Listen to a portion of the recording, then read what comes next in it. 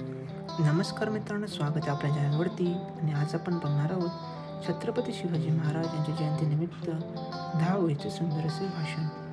चला तर मग सुरुवात करूया. प्रथम सर्वांना नमस्कार. माझे नाव रमेश आहे. आज 19 फेब्रुवारी आहे. आज आपण छत्रपती शिवाजी महाराजांची जयंती साजरी करत आहोत. छत्रपती शिवाजी महाराज हे हिंदवी स्वराज्याचे संस्थापक होते.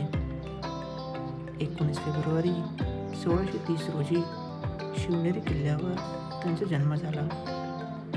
पुण्यात पहिल्यांदा 1870 साली महात्मा फुले यांनी शिवजयंतीची स्थापना. या दिवशी अनेक प्रकारचे सांस्कृतिक कार्यक्रम, पोवाडे, भजन, देखावे यांचे आयोजन केले जाते. शिवरायांचे कर्तृत्व, पराक्रम आणि वैचारिक भूमिका ही पुढील पिढीला नवीन वाट दाखवणारी ठरली आहे. सर्वांना शिवजयंतीच्या मनपूर्वक शुभेच्छा. अशा या महान युग पुरुषास माझे कोटी कोटी प्रणाम. जय जिजाऊ, जय शिवराय.